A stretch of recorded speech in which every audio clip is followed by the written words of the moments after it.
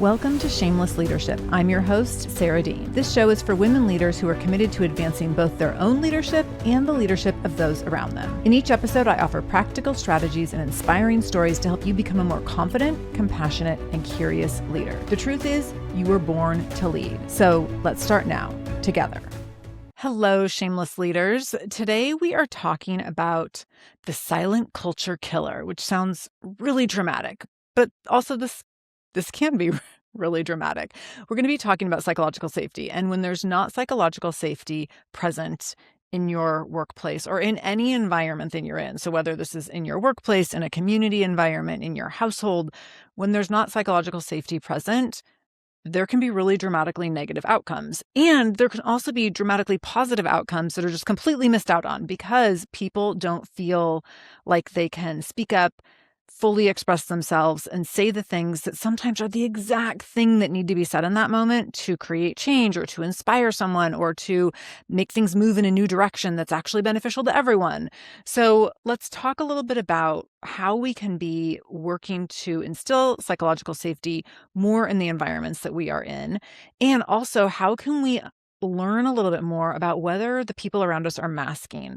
And so I've done episodes on masking before. We're going to talk a little bit more about that in a minute, but we're going to be really thinking about in this episode, if we are in environments of leadership where we're leading, where there's a disconnect in trust or a lack of a foundational trust present, and if maybe that's the reason why there's not bold ideas getting shared, or where there's not healthy debate, or why there's not open conversation, or where there's not honest feedback happening back and forth. It might not be that it's just because no one has anything to say or everyone's just getting along so well. It might be because there's some fear in place and that there's some masking happening. I actually see this a lot in teams when I'm working with teams where there's a couple different things can happen. So there can either be like aggressive or passive aggressive behavior on a team where people come to me and they're like, oh my gosh, like we need to get this under control. There's crankiness and people are being, rude or disrespectful to each other. So there's that end where like the masks are off. People are just like having at it. But then the other end is that everyone's just super nice all the time. And I've worked with a lot of teams of amazing people and like people with really big hearts, but they're so concerned about being nice and kind and respectful all the time that they won't disagree with one another. They won't stand up. No one feels comfortable having or sharing a dissenting opinion or a new idea. And so much gets missed in those contexts. And there can also be this threshold at which it's like the dam breaks because everyone's been so nice for so long and like they've been, keeping their armor up and keeping their masks on. And then all of a sudden it's like some straw breaks the camel's back and like all bets are off and then things can really blow up. So let's talk about what you can be looking for here. And then also how you can run a psychological safety audit to get a better understanding of what's actually happening in your culture. What we know is that when people are masking, they're putting up a front that is not a true reflection of what they're thinking or feeling inside. And when that happens, when people are masking, you lose authenticity. So people are not showing up and representing their truest self and their best self, but you lose innovation and you lose speed and you lose return on investment. You lose ROI. You lose the capacity to build quickly and to pivot quickly and to be able to flush out ideas in live time and be able to quickly get something thrown out there and recognize oh, that's great. Let's run with it. Or interesting, not the right fit right now. Let's hold on to that for later. Or interesting, maybe not the right fit ever, but that's okay. And to be able to just continue to move forward, bouncing ideas around and being able to hold space for multiple perspectives and have a culture where multiple perspectives are invited. So let's talk a little bit about what masking might look like and why it's really important that you understand if this is happening in your work environment. So masking looks like people hiding their true opinions, hiding their ideas. It looks like people being really quiet. It maybe looks like people not speaking up or sharing ideas at all. It can also look like people downplaying ideas. So they go to share something, and when they share it, they maybe only partially share it. They don't quite get it all out, or maybe they'll start with sayings like, "This is probably silly," or "I don't know, maybe this is a dumb idea." So they'll downplay or be dismissive of the thing that they're bringing to the forefront when maybe it's exactly the thing that needs to be heard. This also looks like people editing themselves excessively. It looks like people not getting things done because they're over editing, or they're trying to like continue to redraft things over and over because they think it has to be absolutely perfect to get it before they can submit it or put it in front of someone. It looks like people not sharing their concerns or their opinions or ideas. It looks like people pretending to agree even when they don't.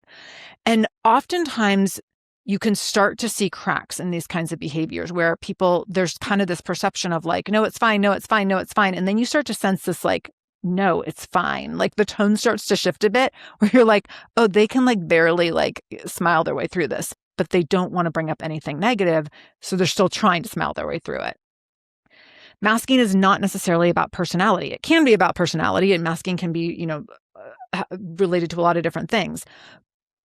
But it's because there's a lack of psychological safety that people feel like they have to mask, regardless of whether or not it's about personality. So it's typically people are hiding their truest self, their truest ideas, their most creative visions, because there's not safety in place for them to feel like, oh, this is a place where I can throw a really wild idea out there. Or this doesn't feel like a place where I can be the only person who doesn't agree. And when people don't have that psychological safety in place, it's typically because there's not trust in place, which we'll get to in a minute. And when they don't have that trust and safety in place, then they avoid risk, they avoid visibility, and they often avoid their own truth, which then comes at the expense of the truth of the team or the organization, because you oftentimes will maintain the status quo because no one feels like they can speak up and say anything. And that's often not in the best interest of the team or the organizational goals. So the part that people miss a lot of times is that masking can look like people like toeing the bill and people falling in line and doing exactly what you think they quote unquote should be doing. So masking can look like people being super professional. It can look like team harmony. It can look like a really low conflict workplace. And it can look like people being really efficient, because no one wants to be the squeaky wheel that brings things to a grinding halt, or no one wants to cause like that hiccup or bump in the road that makes people pause and disrupt efficiency or productivity to think, oh, wait, is there a different way to do this? Is there a better way to do this? Is there another consideration we should be making here? But underneath all of that, underneath that masking, oftentimes that compliance, that lack of conflict, what looks like perfect harmony really is fear-based compliance, and a fear of lack of belonging or a fear of standing out. It often is reflective of a lack of trust in the culture, and it's often reflective of a lack of a culture of care. So in a culture of care, we think, okay, I can say something and be wrong and it's okay. Or I can say something and even if people don't disagree, they're not going to not like me, or they're not going to stop asking for my ideas. If we're lacking that culture of care, people don't feel so sure about that, so they withhold. So the cost of masking then becomes that bad ideas don't get challenged. So we can move forward with bad ideas and no one stops them. We can see this in many places in government right now. It looks like ethical risks go unchecked. Again, we can see this in government right now. Like we can see that this can be really, really dangerous. We can see that innovation can slow down because people are just staying in line with what they think they should be doing, rather than suggesting like, hey, what if we tried it this way? Hey, what if we got creative over here? We can see that burnout increases because people typically have low joy, low inspiration, low motivation, because they're not being their truest self or fullest self or standing in their gifts as strongly as they could. And we see that diverse talent disengages first. And so we see the people that are most likely to have those unique points of views, which oftentimes are people carrying marginalized identities because if they have a different world experience, those people disengage first and they shut down, they're really quiet, they're not bringing their unique perspective to the table anymore. So psychological safety is not necessarily a soft skill. It's not something that's like a nice to have kind of a thing. It is a measurable leadership skill, and it is imperative to have if you want to have a high performing team that can grow consistently over time and that can continue to get great outcomes. And that means that sometimes it's a messy path to those outcomes, because when you have psychological safety in place, people can share all sorts of different ideas, and there might be multiple iterations of things, or things might get a little messy in the middle because we have to hit pause here or we try a new thing there. So it can be a little messier, and there's growth that happens because we're willing to engage in that risk taking that then tracks at a faster pace and a higher level because that psychological safety is present for us to test things, try things, iterate things, and make better decisions at every turn rather than just stay in the course and oftentimes stay in the course of mediocrity. Sometimes at best, sometimes it's not stay in the course of mediocrity. Sometimes it's stay in the course of bad ideas or unethical behavior. So if you care about leadership development and if you care about growth and innovation and productivity and efficiency and everyone bringing their best to the table so that you can get the best outcomes, psychological safety is going to be really, really critical. So how can you check for this? How can you do an audit? I love doing surveys. So let's just talk about this for a minute. So I think that there is something so powerful in giving people the opportunity to share what they want, because then you know how to best serve them and help them, right? So if your role as a leader is to serve and support the people that you're leading, getting real information from them is going to be really, really important. And oftentimes we make decisions in the absence of real information, in the absence of concrete data. We just think we know what people need, and we make assumptions about what we think people need, and we take action based on what we think people need. And then the reality is that they need something different, or they're experiencing something different from us, and they haven't spoken up and said anything. So I've been doing surveys and audits in my business all the time for years and years, and it's always been so helpful and insightful. And it's never about me getting the information that I want to hear as much as it is about me getting information that I need to hear in order to make informed choices that are in the best interest of those that I'm serving. And that's what I want for you, that you're able to get the information that you need in order to make informed choices to serve the people who need to be served by you, which is the people that you're leading, right? When you go to do something like a psychological safety audit, you can present this in a way that says, where you say something along the lines of, hey, it's really important to me that I get open, honest feedback from everyone. It's really important to me that I know where we're on the same page, where we're not. It's really important to me that I know where there's gaps or holes in our communication or in the way that our team works together. So I'm sending out this anonymous survey, make sure it's anonymous. I'm sending out this anonymous survey or this anonymous audit, and I want you to answer these 5 questions so that I can see where people are at in a really honest, clear, transparent way so that I can make sure that I'm setting us up to be as successful as possible moving forward. So that level of transparency around hey, this is what's important to me. It's important to me that I know where you're at and what you're feeling and thinking right now. It's important to me that you're communicating honestly with me. So I'm making this anonymous survey. It's important to me that I have the information that I need to do the best work that I can do. It's important to me that I have the information that I need to be able to best serve you. So all the transparency around all those kinds of things is going to be really, really important. And just the act of saying that and identifying all of that, that builds trust right there. So if you just send out an audit and it's hey, here's this audit, fill it out, maybe not so much. But if you give some background context around why this is important, how this is important to you as a leader, how this is important to the team, how this connects to team values or the values and the mission of the organization and the work that you're doing collectively and collaboratively, that makes all the difference. So make sure that when you set people up to do an audit like this, that you explain why you're doing it, what you're going to be doing, how you're going to be using this information, and how this is really in the best interest of everyone so that we can all win together, and that you want to make sure that you have the foundation in place to make sure that happens. So if you're going to send out your psychological safety audit, what are the things that you put on it? Keep it super simple. And it's going to be 5 items. So it's 5 questions that people can ask, or that people can answer yes or no to. Or if you wanted to do a scale, you could do a scale. So oftentimes for something like this with a scale, I'd have it on a scale of 1 to 5. 1 is strongly disagree, 2 is disagree, 3 is neutral, 4 is agree, and then 5 is strongly agree.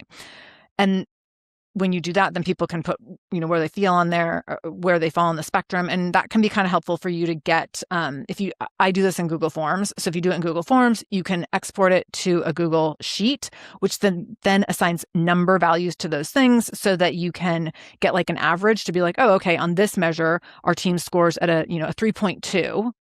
Which is just a little past neutral, but not all the way toward agreeing.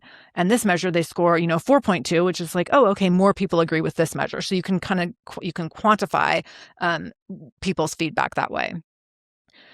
Okay, so the 5 questions that you can put on your audit are going to be, number 1, I feel safe disagreeing with others in a meeting, or I feel safe disagreeing with my manager or my boss in a meeting, or I feel safe disagreeing with other leaders in a meeting. Okay. So you can finesse these in a way that makes sense to you.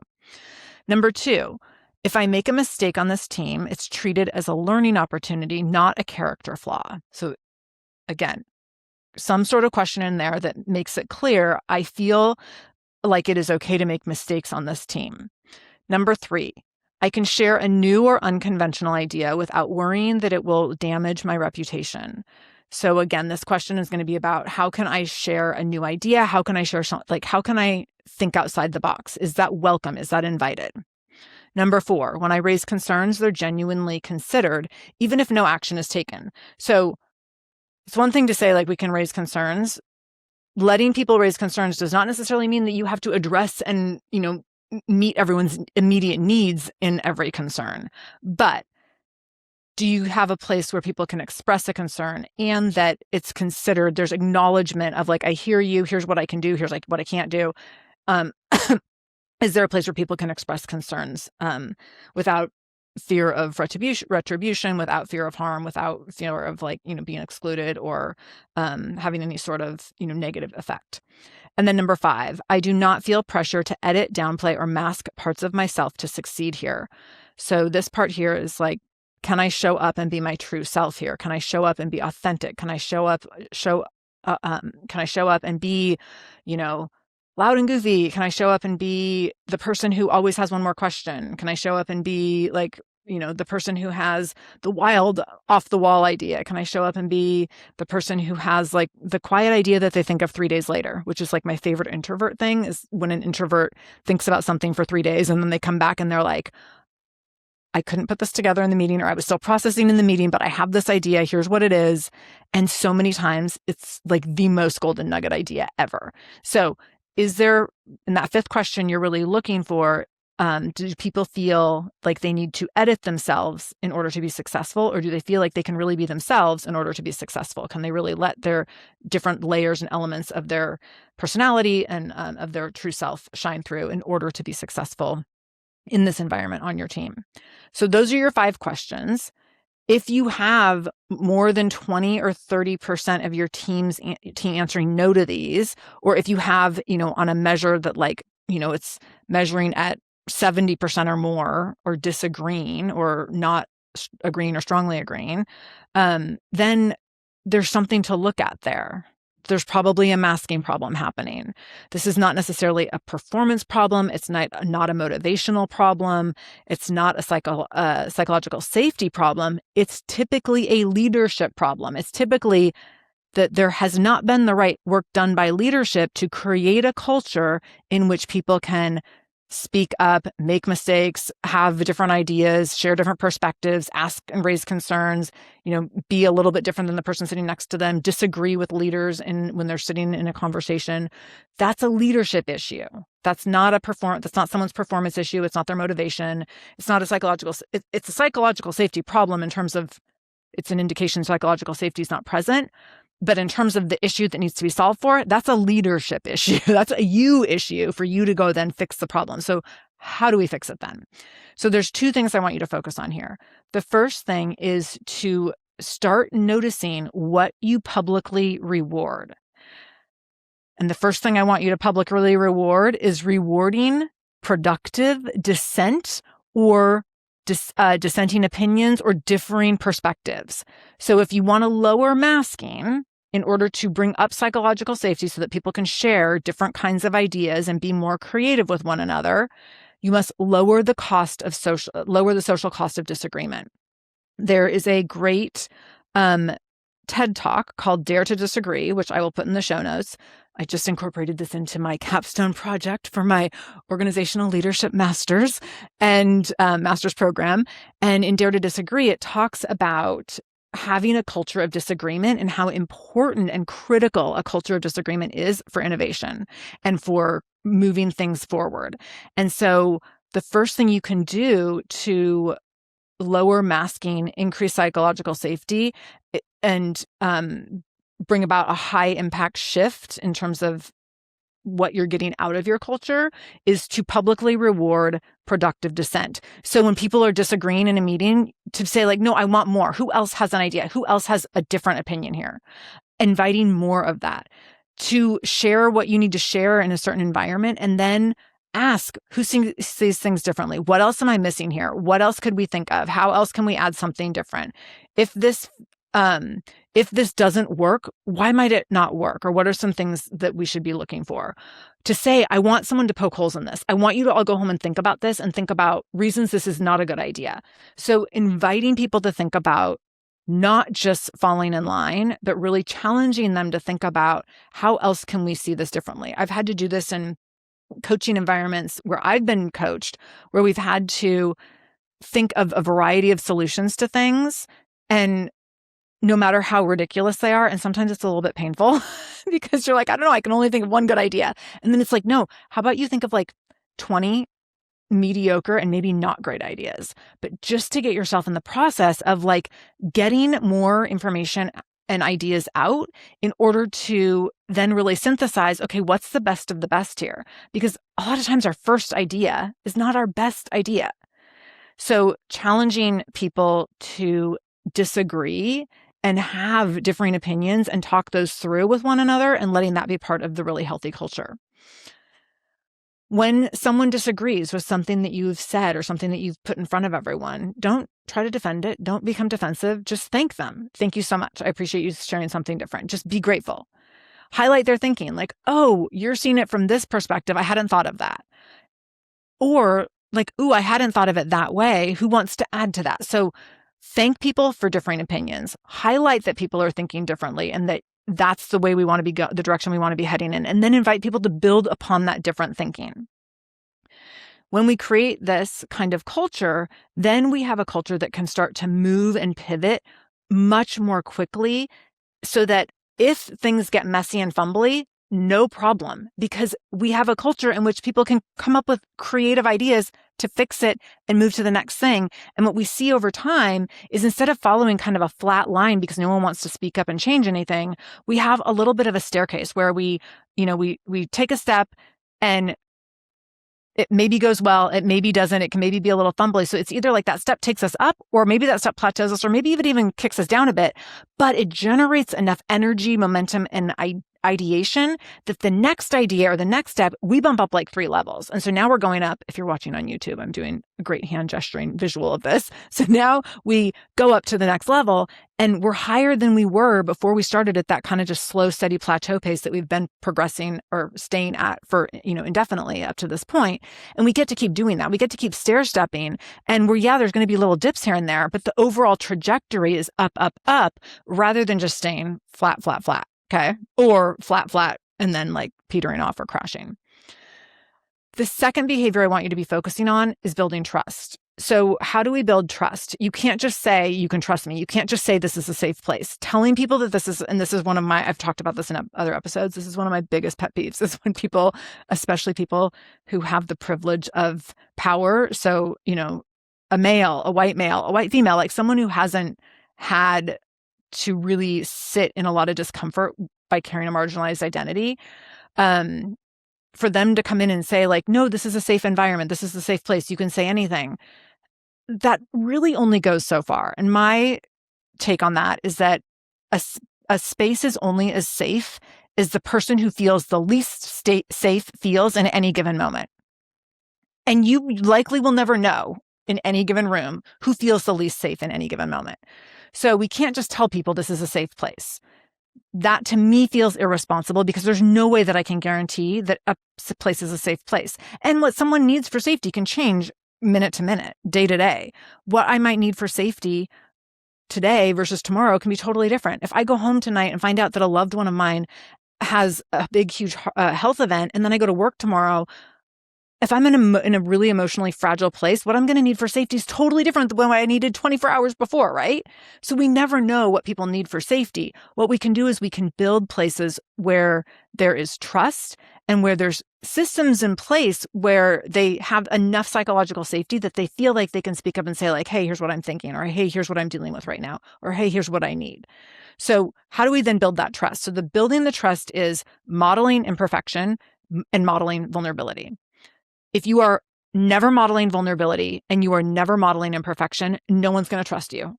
And this is like another hill I will die on, that when you only present as having it all figured out and knowing what you're doing and knowing what the next right step is at all times, people don't trust that you are actually a human being. People are looking for the cracks and they're trying to figure out, like, what is this person hiding? So let them know what you are intentionally not hiding by saying, like, oh, geez, I totally messed up here. Oh, I made a mistake. Oh, that didn't go how I thought it was going to go. Oh my gosh, like this got really messy. And then do the repair. I'm really sorry if it, this compromised this person, that person. Here's what I'm going to do different next time. Or here's where I see that this had an impact that was totally different than my intention. Here's how I'm fixing it. Here's what I'm going to do moving forward. So modeling imperfection, rewarding imperfection. When someone else makes a mistake, to say, oh, I totally get it. Thank you for owning it. How do you want to fix it? Do you need help fixing it? This is a place where we can make mistakes, so don't worry about it. Now, that doesn't mean that you don't hold people accountable, and especially if they're making the same mistakes over and over again. But for the most part, people need to be able to make mistakes. That's how we figure things out, right? That's how we get to test new things to see if they can work. Modeling vulnerability, similarly, you have to be modeling vulnerability and rewarding vulnerability. So modeling vulnerability is saying, I don't have all the answers right now, or I'm struggling with this, or I'm feeling this way. I'm feeling a little, insecure about this thing, or I'm feeling uncomfortable with this. I don't have all the answers, but I'm willing to figure it out. Or acknowledging, sometimes you all have way better ideas than me, so please share them. Modeling vulnerability means stepping off your pedestal, stepping off that high horse, stepping off this place of infallibility to say, I don't have it all figured out. I'm not perfect. That's on purpose. I don't want to be perfect. I don't expect anyone else to be perfect. And I'm going to reward you for being imperfect as well. And I'm going to reward you for being vulnerable and saying that you don't have it figured out or that you need help sometimes. Because again, in a culture of care, that's how we handle it. So you're creating this culture that says you don't always have to be right to get it right. You can absolutely be wrong and still get it right. And that's okay. So psychological safety increases when leaders stay regulated when they're challenged, when leaders show curiosity instead of defensiveness or instead of trying to correct people, and when leaders admit when they're wrong or admit that they don't have it all figured out. When we create spaces to do this, masking starts to decrease. And when masking starts to decrease, then people feel that safety to disagree, and disagreement becomes increasingly safe. And that's where we get to the juicy parts, where we get to see things moving and shifting and growing and evolving at a much more rapid pace and at a much more exciting pace. And that's where we can build that cohesion and have healthy communication where we don't all have to agree with each other. And we can see the value in having very different ideas from one another at times.